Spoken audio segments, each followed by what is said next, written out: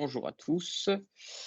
Du coup, comme nous avions eu un souci d'enregistrement à notre précédent talk Power French Community, je me suis dit que c'était plutôt normal de, de refaire la présentation parce que je pense que c'était quand même utile. Donc, on a eu un petit problème d'enregistrement.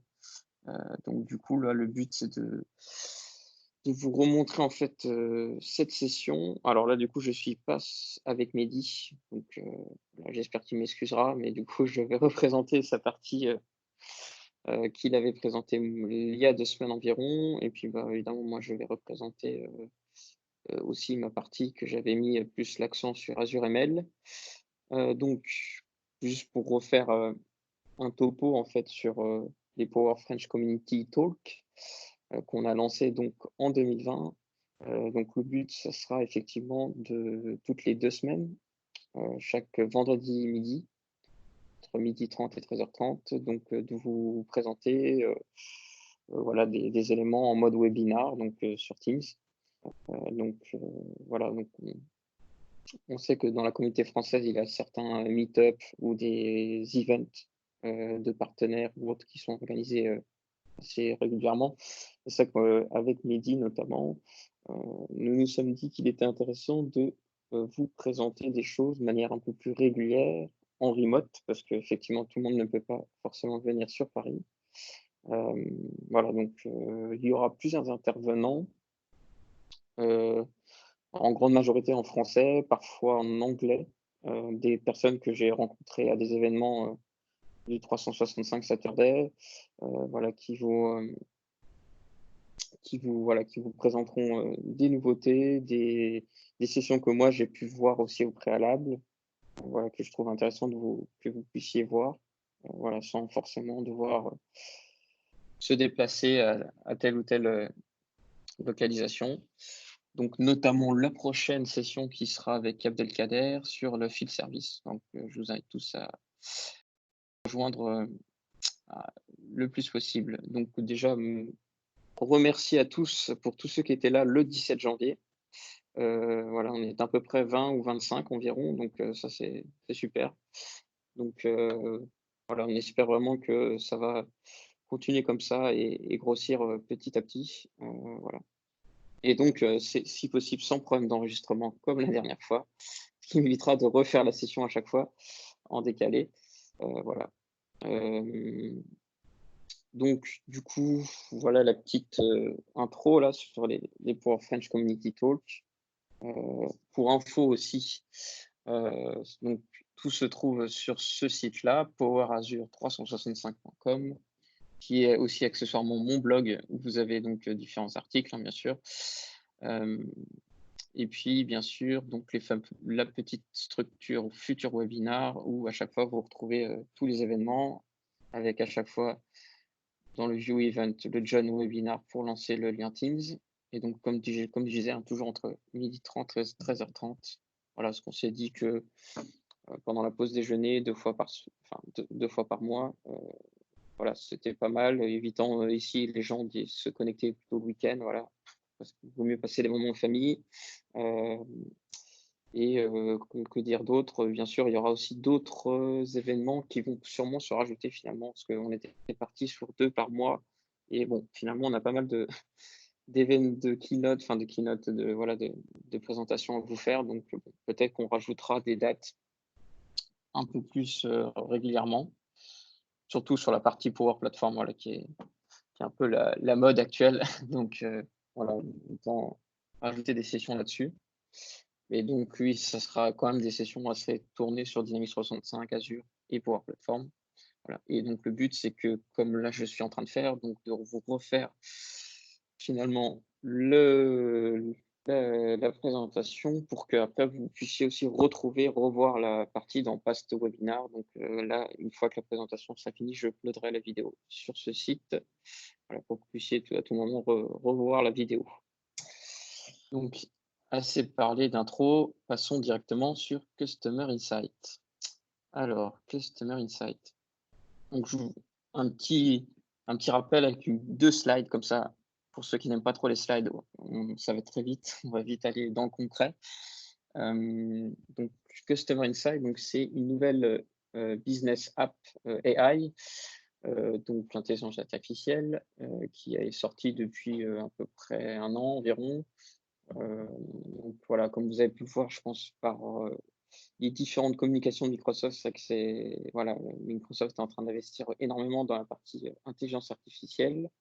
Voilà, comme porte le nom, de rajouter un peu d'intelligence sur les datas.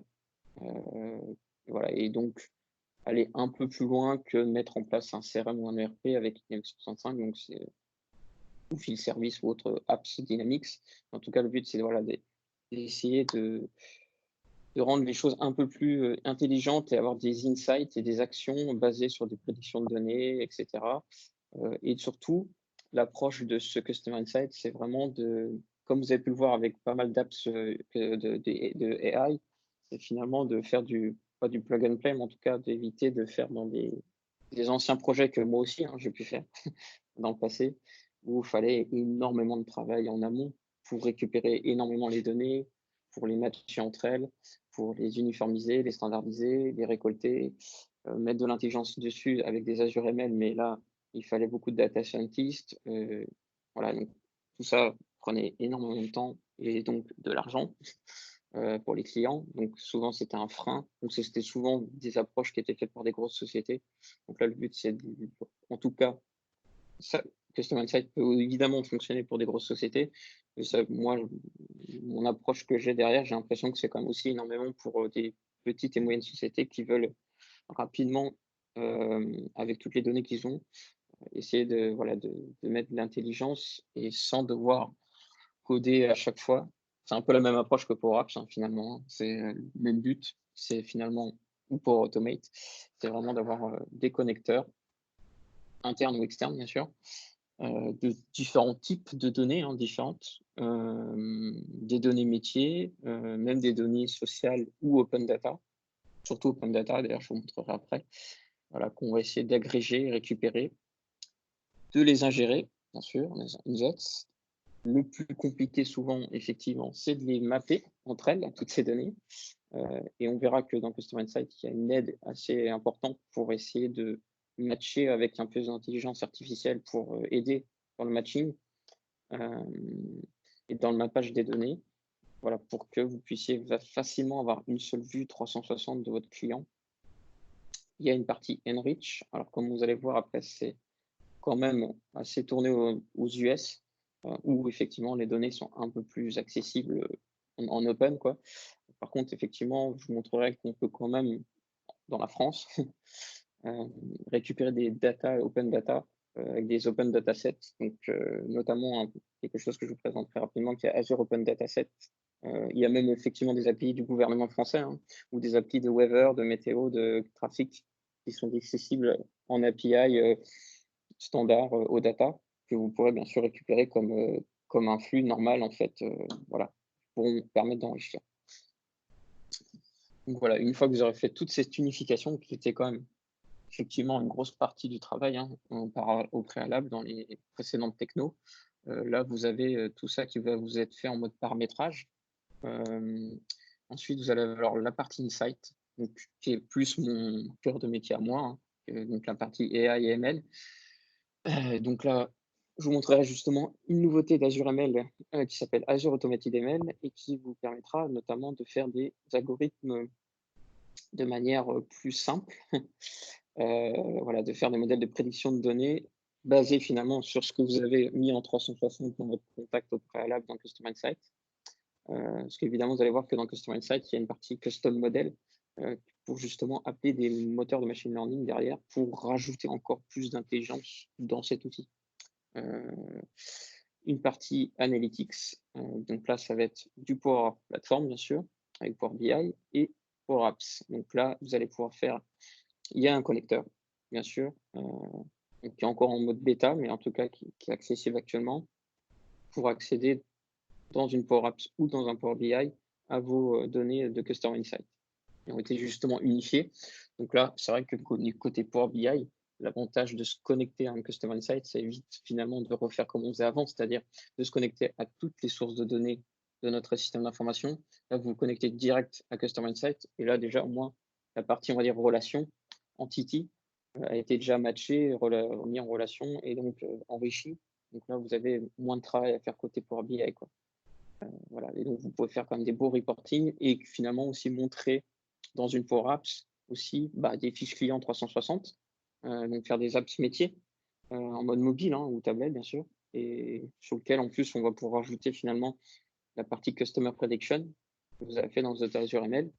Donc voilà, c'est ça tout l'intérêt.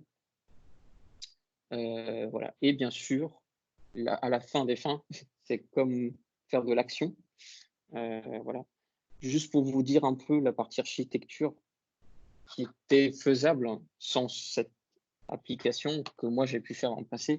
Ça a rajouté énormément de composants d'Azure, avec évidemment une partie API ou de l'Azure Data Factory pour aller récupérer les données. Ensuite, il fallait donc les mettre en relation dans une data management platform, dans un SQL Server, SQL Azure ou autre. Ensuite, évidemment, peut-être aller jusqu'à les insérer dans Dynamics 365, donc for Sales, par exemple.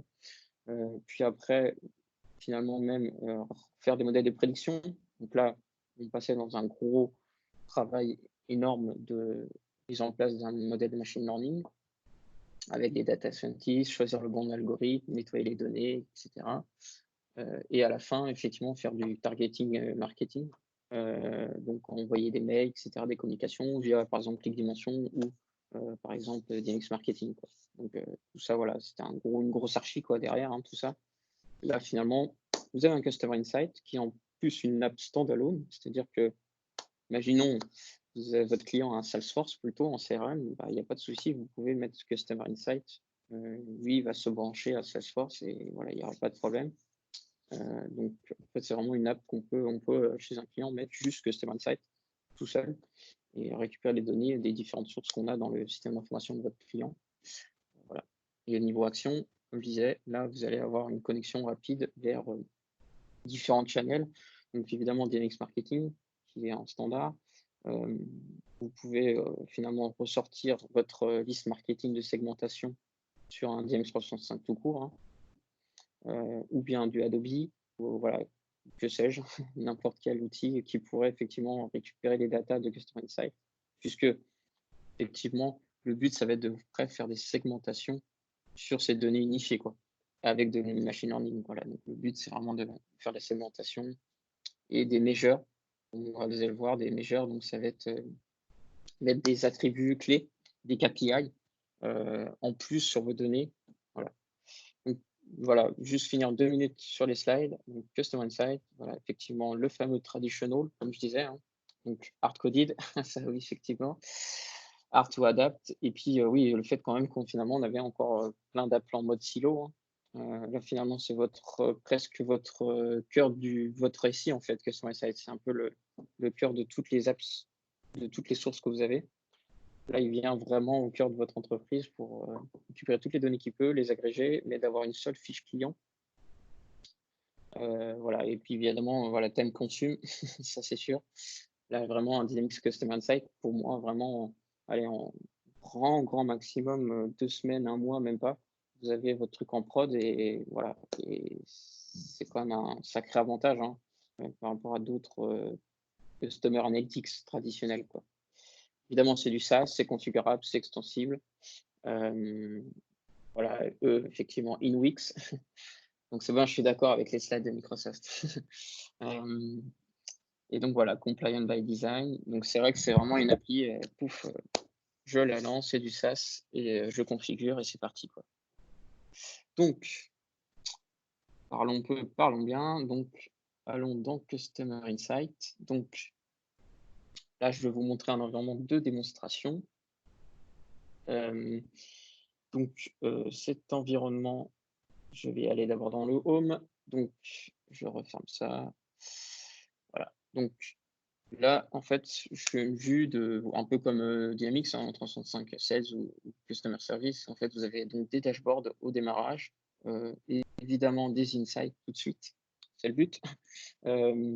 Donc, là, par exemple, en fait, souvent, on va avoir des insights qui sont plutôt organisationnels. Donc, en fait, basés sur des measures en fait, qui ont été calculées dans toutes vos datas de vos clients. vous avez donc effectivement, par exemple ici, le fameux average churn score.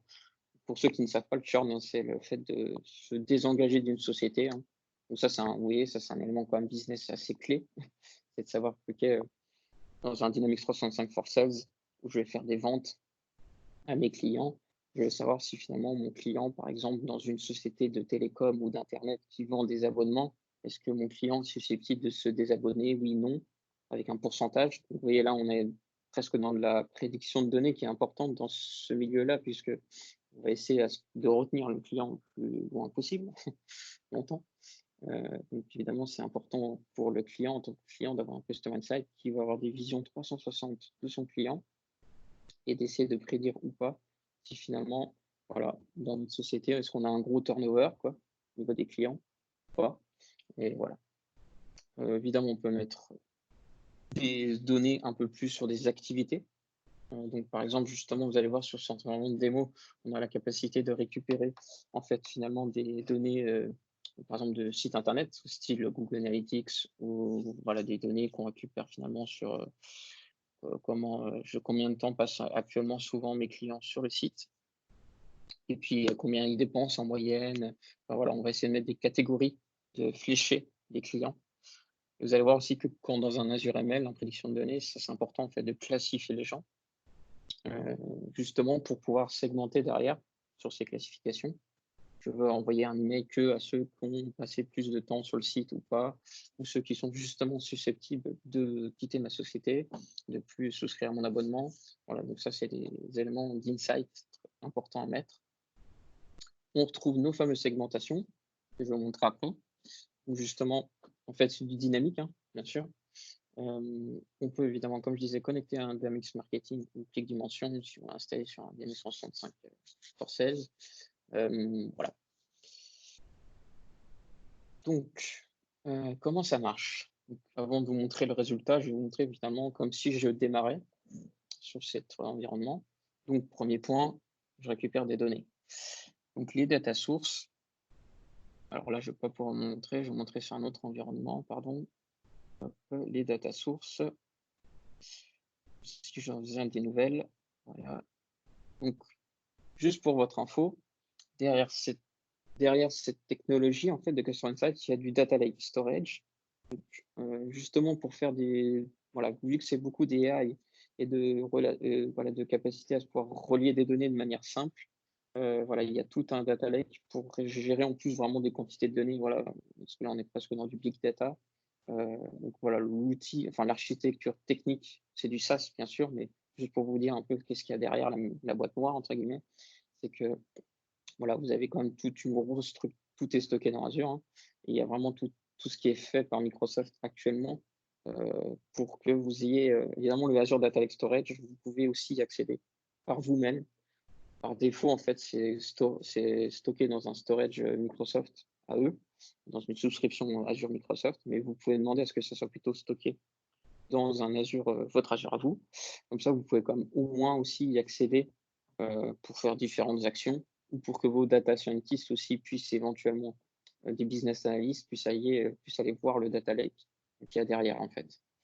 Heu et en fait, derrière, vous pouvez aussi vous connecter à un CDN. Voilà, donc toutes les données peuvent être stockées en mode CDN, et donc profiter du Customer Data Service, du Custom Data Service. Heu, voilà. Donc moi, je peux faire par exemple du import data. Bon, je fais test, par exemple, et donc là, vous allez voir les différents connecteurs qu'il y a actuellement pour Customer Insight. Un petit peu moins chargé.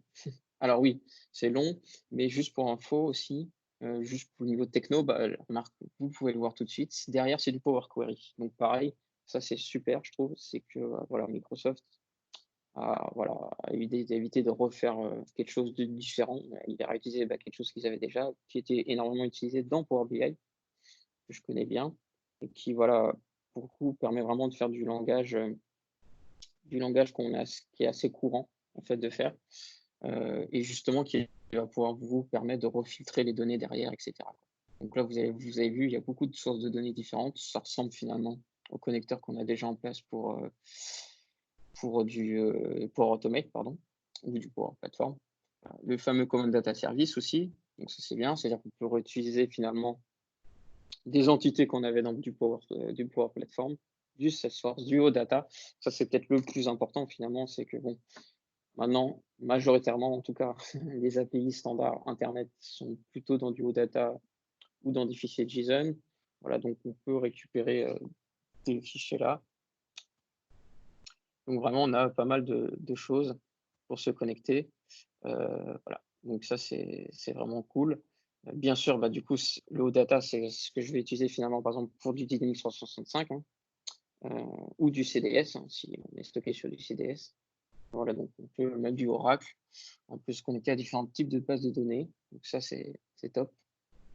Et donc, une fois que j'ai choisi mes différentes sources de données, qu'est-ce que ça fait derrière? Hop, je vais dans Data Source. Là, vous voyez, eux, dans l'environnement de démo, ils avaient donc plusieurs sources de différentes, un DM165 bien sûr, du POS, hein, donc POS c'est pour, vous savez, en mode retail, hein, donc des achats physiques en boutique, du website et le churn model. Voilà. Donc après, en fait, derrière, ça vous crée plein d'entités, ça ressemble au CRM, hein, ouais, pour plateforme. Donc évidemment, il y a des entités user, donc ça c'est finalement les entités que vous avez créées parce que vous avez demandé à importer des données. Et après, il y a des données, bien sûr, système, qui sont finalement toutes les mesures que je vais vous montrer après, toutes les règles de calcul, les KPI que j'ai voulu rajouter sur les profils de l'utilisateur. Évidemment, les segmentations, c'est ça qui va être synchronisé après avec DMX Marketing. Voilà. Et donc, des entités custom aussi pour faire la partie matching entre les différentes entités. Effectivement, une fois que justement j'ai toutes mes sources de données, et ben, le nerf de la guerre, ça va être justement finalement de les unifier en une seule entité customer. Donc voilà. Donc là, par exemple, finalement, dans mes 3 sources de données de cet environnement de démo, comme je disais avant, j'ai la DM365, j'ai le POS et le website. Et sur chacune de ces sources de données, j'ai à chaque fois une fiche client, entre guillemets, contact.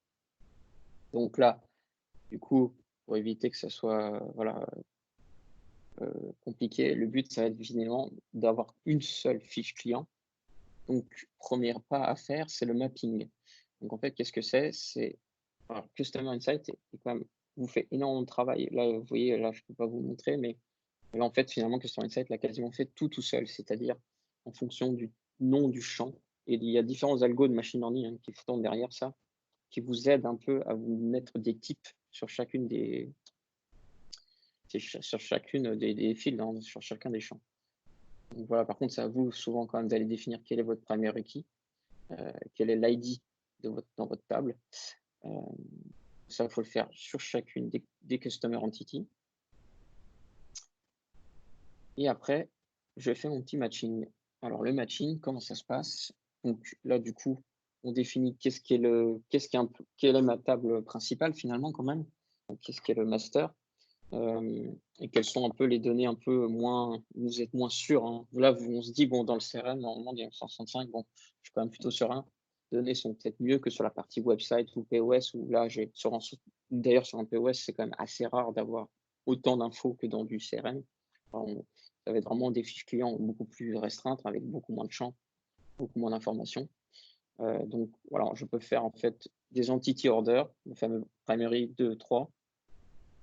Et en fait, sur chacun des matchings, je vais définir en fait quelle va être ma rule, hein, quelle va être ma règle pour finalement faire le matching entre Dynamics 365 et le POS. Ici, vous voyez, finalement, sur mon POS, bah, comme je disais, il n'y avait pas forcément d'identifiant unique sur les clients. Et donc, finalement, par contre, je vais me dire, OK, je vais concaténer email, full name, et c'est ça qui va être ma clé, qui va me permettre de faire la relation avec Dynamics 365. Voilà. Et en fait, sur du matching preview, je peux voir en fait à quoi ressemble finalement le full name côté Dynamics, côté POS. Voilà, les fameux pourcentages d'être sûr que, a priori, on est bon, matching. Et en fait, sur chacune des rôles, je peux définir, OK, par contre, je veux vraiment que tu me mettes que quand c'est sûr et certain d'une l'exactitude des choses. Parce que je peux définir, voilà, que bon, même si j'ai pas je suis pas sûr et certain du matching avec le full name, voilà, je veux pas que tu me fasses la relation. Enfin, comme ça, je veux vraiment être sûr que quand tu me relis mes 2 fiches clients, c'est bien les bons qui sont bien reliés, quoi, les bons, voilà. Ce qu'il y a de bien aussi, c'est qu'on on a quelques data, quelques insights, quelques rapports Power BI entre guillemets, hein, mais qui vous donnent en fait tout simplement, voilà, vous pouvez le télécharger en CSV, hein, si vous voulez avoir plus de détails. Et vous pouvez aller voir aussi quand, par exemple, finalement, il y en a qui n'ont pas réussi à être matchés. Donc pourquoi? Enfin voilà, vous pouvez aller analyser et puis éventuellement peut-être corriger les datas si vous pouvez, en amont, avant qu'ils soient ingérés dans Customer Insight. Voilà, voilà. Donc on peut faire de la normalisation finalement aussi. C'est-à-dire que, par exemple, sur le full name, enlève-moi les espaces, mets-moi tout en lowercase. Enfin voilà, il y a plusieurs possibilités pour, finalement, justement, et c'est pour ça que c'est important de typer les champs au préalable, hein, comme je l'ai montré avant. Parce que finalement, ça va être, en fonction du type de données, il va essayer de matcher d'une certaine façon. Par exemple, sur les téléphones portables, si par exemple j'ai 2 sources de données, Dynamics 365 et mon POS, finalement, mes 2 clés, mes 2 trucs de matching que je peux faire, c'est juste sur le téléphone portable. Et bah, du coup, si j'ai bien typé le phone, en mode phone, le field, dans les 2 sources de données, finalement, lui, il va me faire du matching de manière un peu plus sûre sur ces différents types de, voilà, parce qu'il y a plein d'algos de matching derrière, de machine learning pour essayer de dire, bon, le plus 33,6, le 0,650, etc. Vous voyez, c'est des choses qu'on fait souvent quand on le fait à la main. Donc là, le but, c'est vraiment de le faire de manière voilà, plus rapide, voilà, sans devoir coder, comme on avait l'habitude de le faire. Et donc après, la dernière étape, bien sûr, c'est le merge. Donc le but, ça va être d'avoir une seule data entity customer. Et donc là, on va définir finalement quels sont les champs hein, que je garde dans ma customer data. Et donc, en fait, je peux définir finalement que le zip code, je prends celui de Dynamics 365. Par contre, évidemment, le POS Contact ID, par contre, tu me le mets par rapport à la source de données de POS. Et donc, parfois, je vais retrouver finalement le first name dans mes différentes sources de données. Je vais définir, OK, quelle est quelle est ma source principale, quoi. Donc là, vous voyez, à chaque fois, pour le first name, bah, ça va être Dynamics 365 qui va être en premier. Par contre, si jamais il ne le trouve pas sur cette fiche client, bah, il va prendre celui côté POS et s'il ne le trouve encore pas, le website. Voilà, donc c'est des ordres de, sources, de rank name, voilà, qui va vous définir, voilà, comme ça, vous êtes quasi sûr entre guillemets, que quand vous allez avoir votre fiche client dans Customer Insight, finalement, chaque fois que vous aurez le nom, prénom, quoi.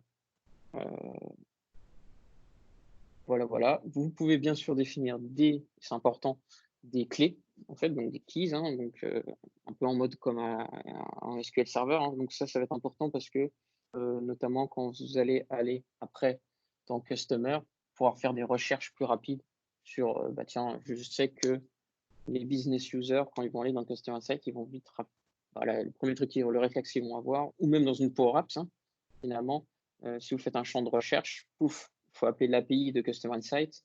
Donc, il faut que voilà, l'API répondrait rapidement. Si par exemple, dans une Power App, je me connecte à un Customer Insight, je vais vite afficher les noms, prénoms. Voilà, donc c'est voilà, différentes clés qu'il faut mettre. Donc, quand vous avez fait cette partie merge, vous pouvez donc, là, je vais vous montrer rapidement parce que en partie enrichment, ça va être pour l'instant en tout cas que aux États-Unis. Mais du coup, comme je disais, ça peut être. Alors, le but d'enrichment, hein, vous savez, c'est vraiment d'essayer d'enrichir les données hein, qu'on a en plus, pas forcément une sein de notre système d'information, des choses qui sont un peu open data, des trucs publics qu'on peut récupérer de manière légale, hein, bien sûr. Donc, aux États-Unis, bon, ils sont un peu plus voilà, un peu plus souple sur la restriction qu'en Europe. Donc, du coup, pour l'instant, c'est ça qu'ils ont. Microsoft a mis à disposition voilà, des choses qu'on puisse récupérer le genre, le date of birth ou le zip code d'une personne, voilà, sur des choses qui sont open chez eux. Alors nous, au pire des cas, comme je disais, il y a différentes possibilités en France. C'est par exemple le Azure Open Dataset. Donc là, vous avez un exemple d'open data que vous pouvez récupérer et donc consommer dans le Customer Insight. puisque du coup, là, par contre, vous ne passerez pas par la partie enrichment, hein, qui est disponible aux US, mais vous allez prendre ça comme une source de données, comme une, voilà, comme une API, en fait, que vous appelleriez comme pour récupérer les données, quoi. Parce que vous voyez, quand Azure Open Dataset, c'est le même principe, c'est finalement d'enrichir les données, pour, surtout dans un contexte de machine learning. Et c'est vrai que là, comme dans une app qui est quand même assez AI, avec du machine learning derrière à la fin, voilà, donc le but, effectivement, c'est d'utiliser ce système-là. Sinon, effectivement, côté français, si vous mettez Open Data gouvernement français ou France Gouv, voilà, il y a plein de, voilà, de systèmes qu'on peut récupérer sur ces choses-là. Donc, voilà, donc je vous invite quand même à, voilà, à essayer de trouver les datas en France. Je sais, par exemple, pour la partie transport public, que ce soit SNCF, RATP ou autre, il y a la possibilité de récupérer ces trucs, ces horaires ou d'autres informations en open data. Donc, vraiment, il y a possibilité de récupérer des données open et donc éventuellement, évidemment, si ça rentre dans un truc concret pour votre Customer Insight, hein, parce que vous n'avez pas récupéré des données pour récupérer des données, donc il y a un intérêt vraiment par rapport à une segmentation, un calcul d'une mesure, ou bien parce que dans un Azure ML, vous dites finalement, dans mon contexte à moi, avoir la météo au quotidien, vous savez que ça peut être influençable, votre client va peut-être ou pas acheter parce qu'il fait beau ou pas, hein, on ne sait pas, mais ou venir à votre événement. Voilà, ça peut être des éléments, voilà, ça faut faire un peu de maturation côté client pour se dire, ok, est-ce que c'est un intérêt ou pas de récupérer ces données. Côté activité. Alors les activités, du coup, ça va être vraiment une timeline, une activité de data en une seule place.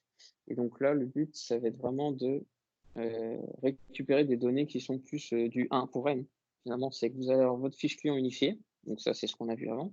Et après, vous allez avoir vos N relations, N actives. Alors vraiment, c'est ouais, comme dans le CRM, comme dans les 165, hein, c'est vraiment des activités. Donc évidemment, ça va être des interactions d'email, justement. Donc des données qu'on peut récupérer de Dynamics Marketing, finalement, c'est que à la fin, comme je vous ai dit, le but, ça va être d'actionner, de targeter le client avec du content marketing. Et finalement, derrière, ça va régénérer de la donnée qui peut être encore intéressant de réinjecter dans Customer Insight et de refaire des mesures dessus, voire même du machine learning. C'est que finalement, vous allez pas, dans les 3 ou 4e campagnes marketing suivantes, vous allez peut-être pas réagir de la même façon parce que vous lui avez déjà envoyé 2-3 campagnes, vous avez vu qu'il n'avait pas du tout réagi, ou au contraire, il avait réagi.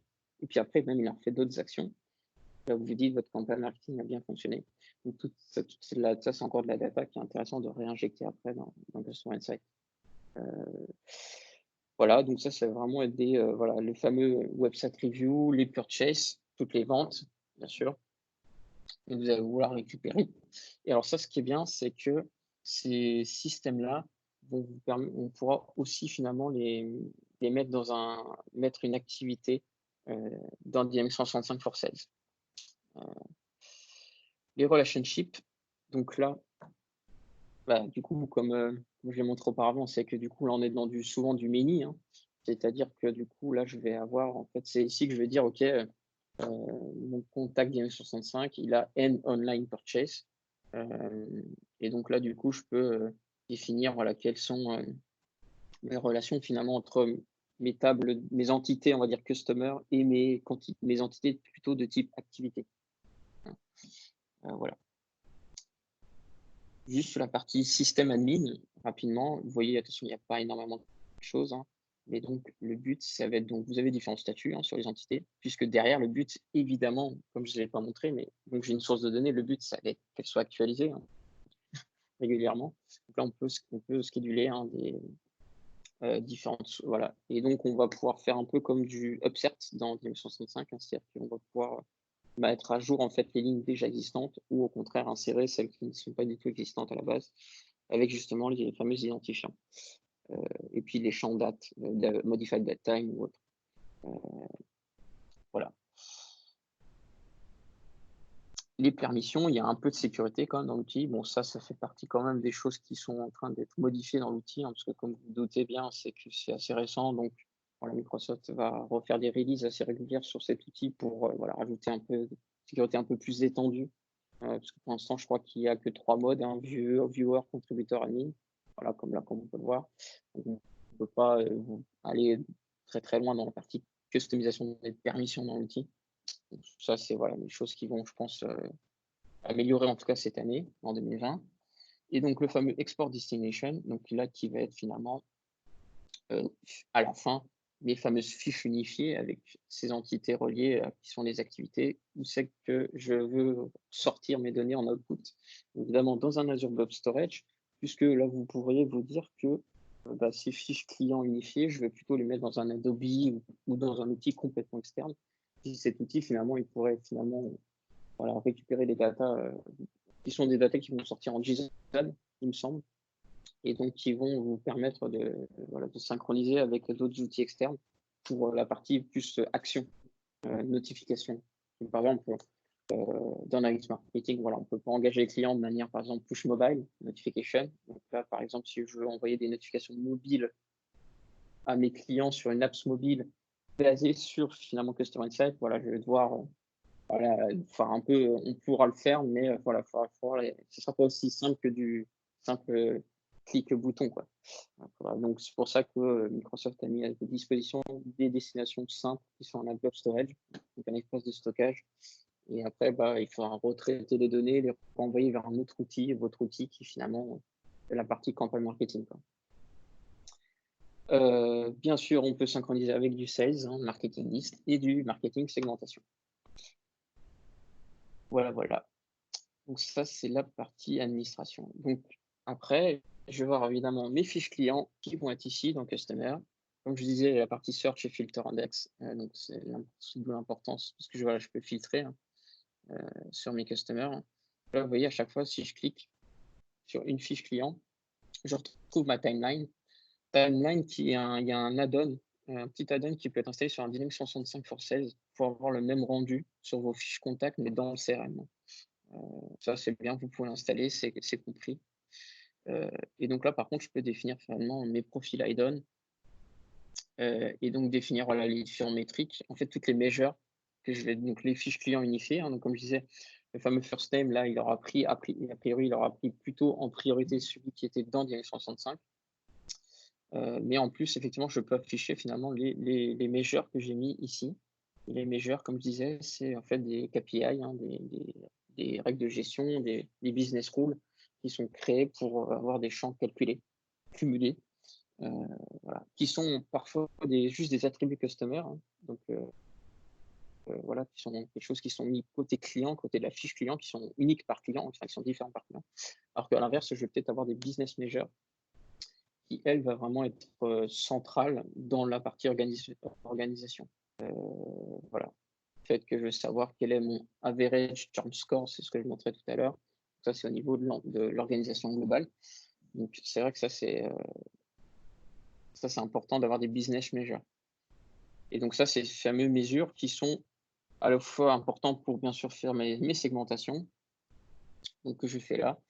Et les segmentations, bon, là, vous verrez, c'est très simple. C'est comme je peux télécharger après en CSV aussi, hein, si je veux, mais finalement, je vais avoir mes segmentations qui vont vraiment être comme dans Dynamics Marketing. Voilà, par contre, effectivement, je suis obligé de re-switcher sur l'autre environnement pour vous montrer la création d'une segmentation. Voilà, évidemment, comme ça vous rappelez des souvenirs, comme sur Dynamics Static, comme sur Dynamics 165. Et donc, après, voilà, je peux définir, voilà, je fais mes critères de segmentation. Et bien sûr, après, le but, c'est que ça soit dynamique et que je puisse après targeter les clients avec. Voilà, voilà. Quoi te dire d'autre? Sur la segmentation, moi, ça on a vu. Et donc,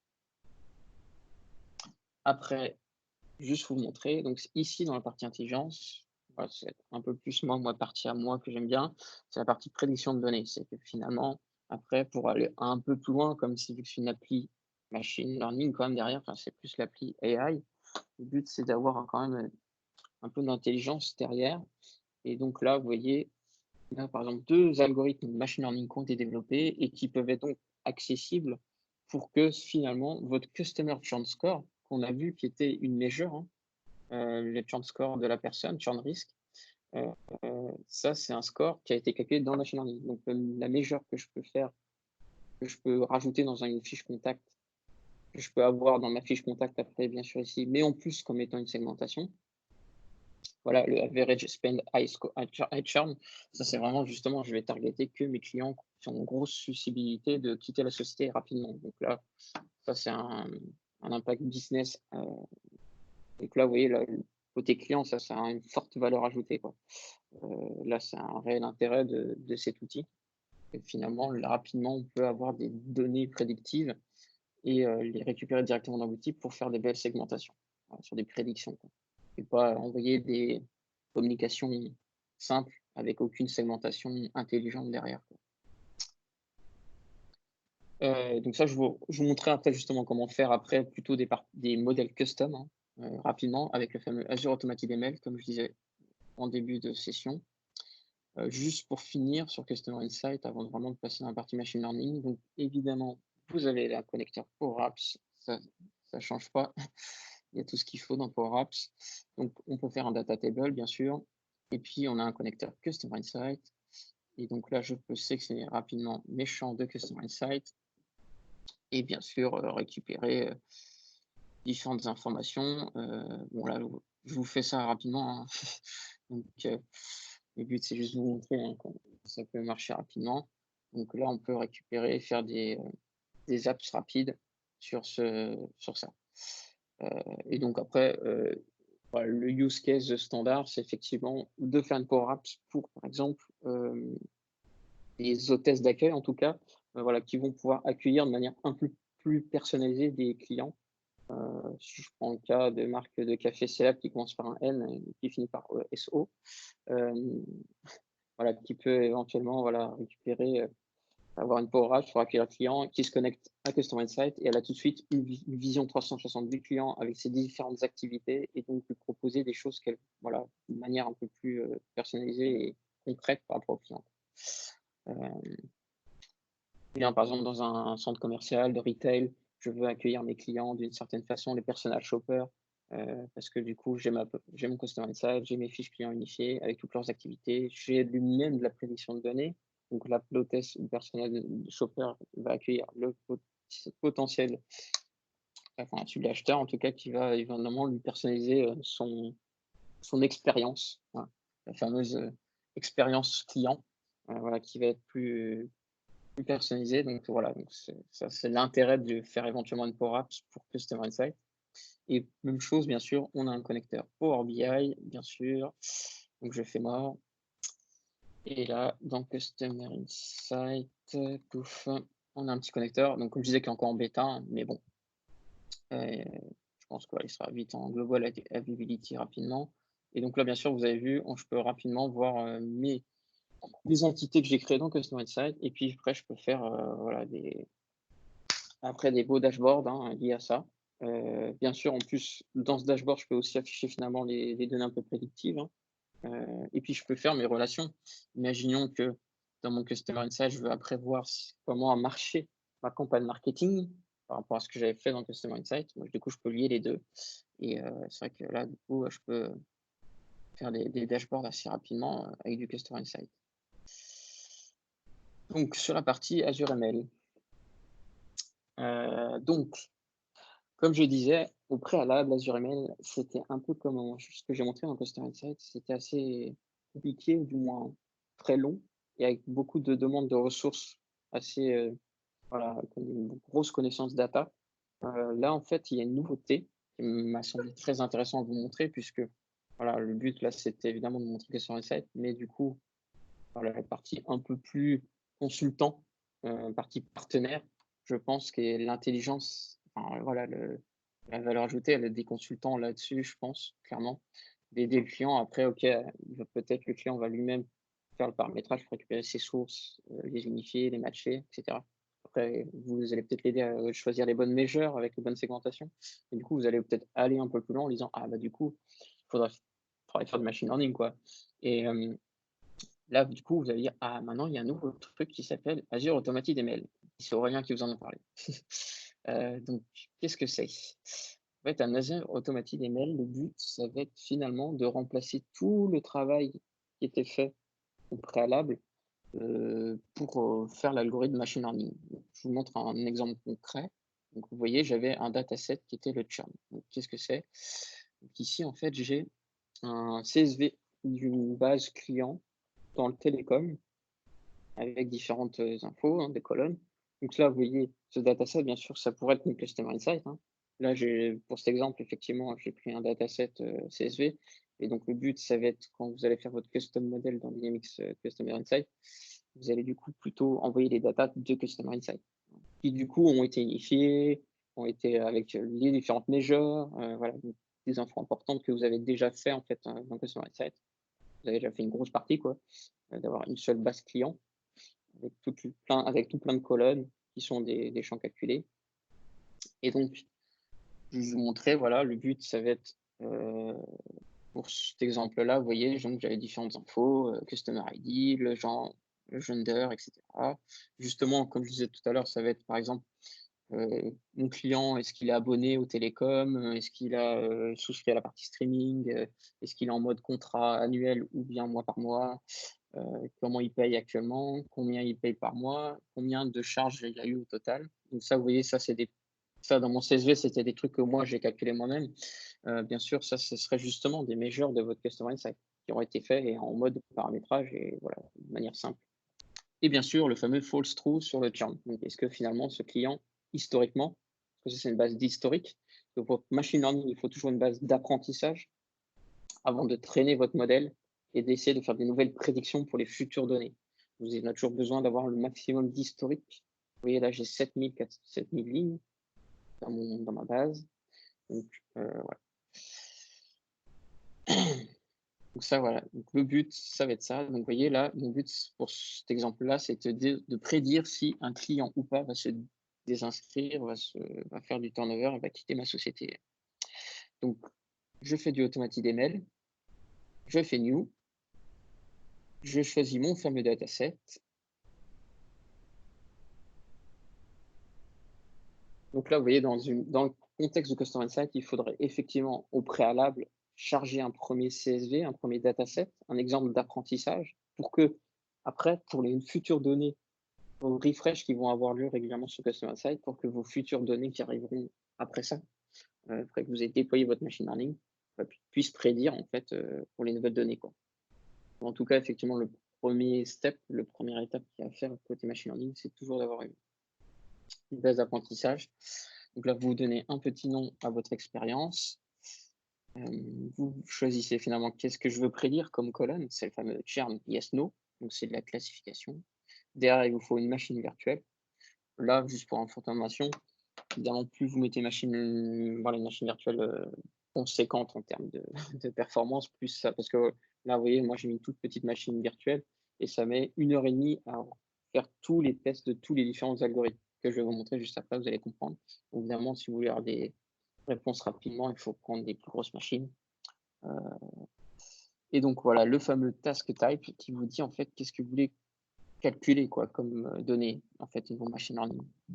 Là, effectivement, je vais plutôt faire la classification, puisque, comme vous voyez, le but, c'est de savoir une colonne de type yes, no, ou bien, voilà, donc tout ce qui va être catégorisation, vous allez prendre des classifications. Et ça, c'est vrai que dans du contexte de CRM ou de RP, vous allez faire énormément de classifications, de classifier les gens dans des boîtes, dans des catégories. Voilà.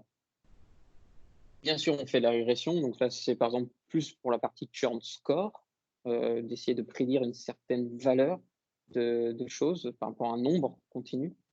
Et bien sûr, quelque chose qui est pas mal, ça c'est plus pour la time series forecasting, ça c'est par exemple pour la prédiction plus dans des contextes de essayer de prédire quand est-ce que le client va potentiellement racheter quelque chose. Donc, ça va être tout ce qui est lié à une notion de date. Vous voyez d'ailleurs, c'est ce qu'il me demande, premier point, c'est une time column. Donc, là, vous voyez, d'où l'importance d'avoir des entités de type activité avec les fameux purchase online qu'on a vu avant dans Customer Insight, parce que ça, vous voyez, si dans Customer Insight, vous êtes plus dans le contexte, au lieu de classifier les gens, vous voulez plutôt essayer de savoir si votre client va potentiellement racheter quelque chose, un tel ou tel produit, et surtout à quelle date, pour essayer d'anticiper quelque chose justement parce que vous avez prédit que votre client allait sûrement racheter quelque chose demain. Vous avez peut-être lui envoyé une petite communication, une segmentation la veille. Voilà, donc ça, c'est des points qu'on peut faire. Là, vous voyez classification, je fais finish. Et là, vous voyez, ça se lance. Je vais vous montrer un que j'ai déjà fait. Vous voyez, sinon ça met 1h30, donc 1h12 d'ailleurs celui-là. Voilà, 1h12. Alors, qu'est-ce que ça fait derrière? Donc là, vous voyez, en fait, il m'a fait plein de calculs d'algorithmes mathématiques qui, du coup, vous voyez, tout ça, ça c'est des choses que normalement, enfin, on peut le faire encore, on peut, hein, heureusement d'ailleurs, on peut encore bien sûr, parce que j'ai vraiment, enfin, j'ai des compétences dans l'équipe pour vraiment faire moi-même mon propre modèle de machine learning, mon propre pipeline. Parce que, ouais, un pipeline, bien sûr, on peut en faire un. Et vous voyez, j'ai montré un que j'avais fait manuellement, du coup, et un pipeline dans une Azure ML, vous voyez, ça ressemble à ça. Euh, Là, il faut s'y connaître beaucoup, hein.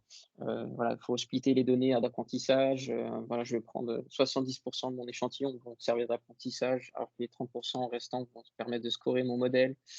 Il fallait choisir le bon algorithme. Vous voyez ici, je prends voilà, des arbres de décision, Boosted Decision Tree. Voilà, ça, c'est des choses il fallait bien sûr éventuellement cleaner certaines données qui étaient manquantes. Et ça, c'est un énorme travail. Et ça, le machine learning, il déteste avoir des choses où il y a des nuls, des zéros, ou des données complètement disparates. Voilà, il faut souvent uniformiser, standardiser, voilà, pour que le modèle de mathématiques derrière se calcule correctement. Sinon, vous aurez des prédictions assez basses, beaucoup, hein. Alors que là, vous voyez, dans AutomatisML, pour le coup, il a tout fait tout seul. Donc, plutôt sympa. Et donc là, vous voyez, il m'a sorti, en fait, évidemment, par best accuracy, par la meilleure précision possible. Vous voyez, donc il m'a dit, à mon avis, ce algorithme-là, c'est le meilleur pour toi. Et tu as 80% de précision. Vous voyez, pour ce type de CSV, de dataset que j'avais chargé, qui après, je le déployais en tant que API REST, hein, parce que le but, c'est qu'après, je vais le déployer, ce modèle machine learning, pour qu'après, j'ai une API derrière que je puisse connecter ici dans Customer Insight. Donc là, je peux quand même télécharger le modèle moi-même si je veux l'analyser, puis le remodifier si je veux, hein. Je ne suis pas obligé de déployer exactement celui que Microsoft m'a proposé.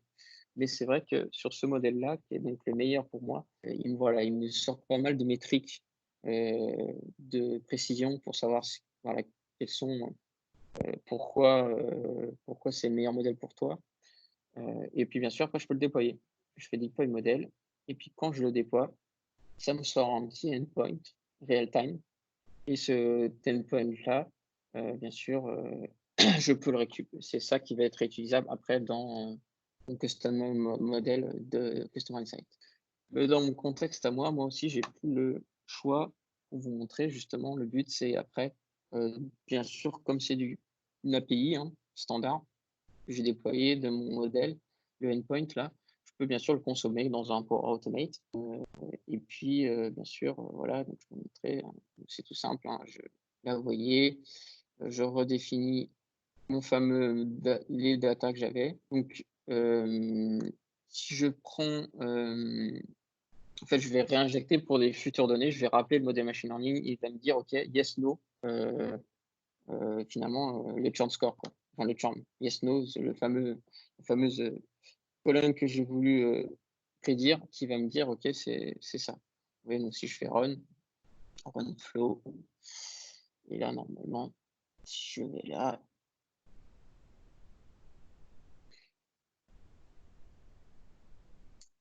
voilà, voilà. Et donc là, résulte true. Donc, vous voyez, là, ici, c'était vraiment pour cet exemple de données que j'ai mis manuellement, hein. Bien sûr, ça, c'est manuel dans un flow. Bien sûr, je pourrais, si j'étais une Power Apps qui était derrière l'initiative de ce flow ou du Dynamics 365, parce que le flow, je pourrais aussi le mettre connecté à une fiche contact de Dynamics 365. Bien sûr, le but, ça va être d'éviter de mettre ça en dur, hein, mais ça, c'est un exemple. Et donc, effectivement, ce résultat du custom model ici va être mis à jour dans mes fiches clients unifiées. Et bien sûr, après, je peux segmenter derrière, comme sur cet environnement de démo. Donc voilà, donc voilà le but du fameux Azure Automated ML. Donc, je vous invite fortement, même dans un contexte qui n'a rien à voir avec Customer Insight, même par exemple si vous faites des projets de Dynamics 365, même FinOps, ERP ou bien Sales, Customer Service. Voilà, c'est vraiment quelque chose de. En fait, je pense que ça rejoint vraiment la stratégie de Microsoft, c'est d'essayer de proposer des choses de manière plus simple et plus rapide d'accès. Vous voyez, donc on a du Customer Insight, on a plein d'apps AI maintenant, standalone, rapidement déployables. On a du Azure Automated ML pour faire du machine learning de manière un peu plus simple qu'auparavant.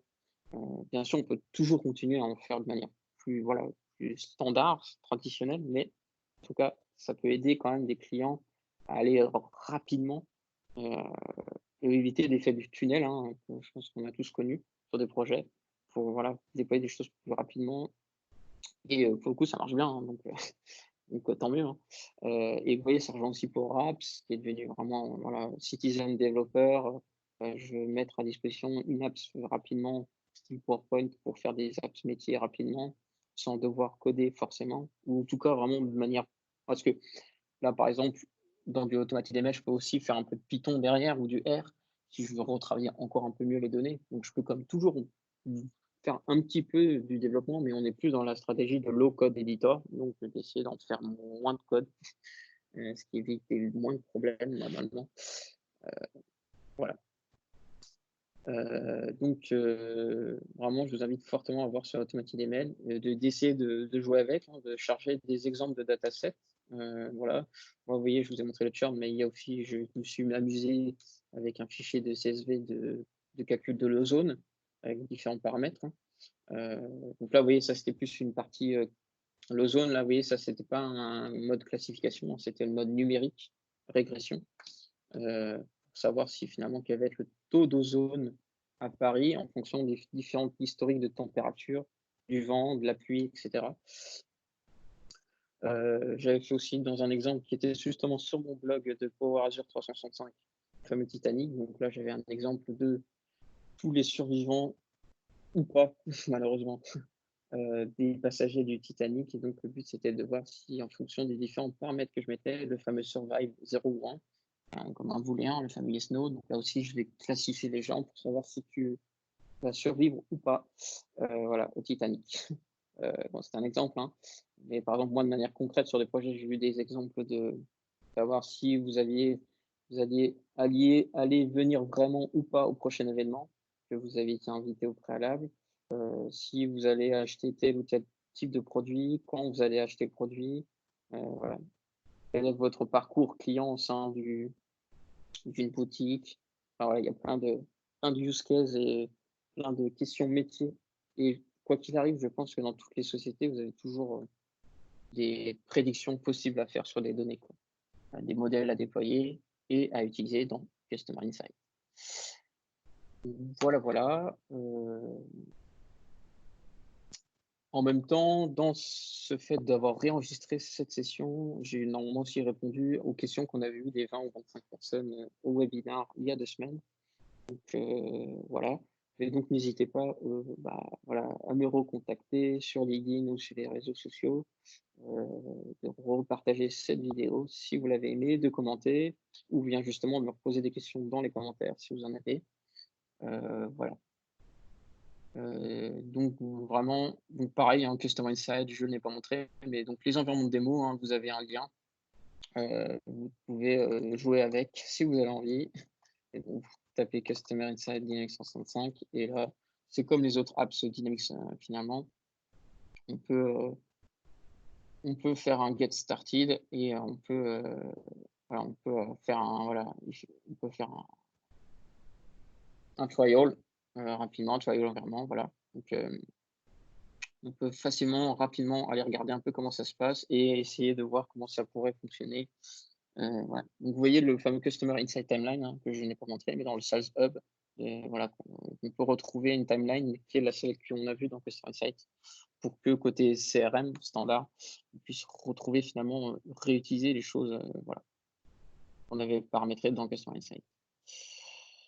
Donc,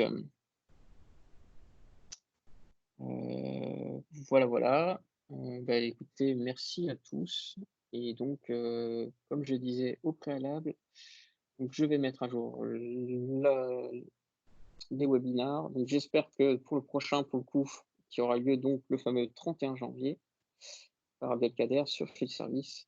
Voilà, normalement, ça sera enregistré en live cette fois, si tout va bien. Donc voilà, donc, je vous invite tous à aller nous rejoindre si vous voulez découvrir un peu la partie plutôt Field Service. Donc merci à tous et à la prochaine.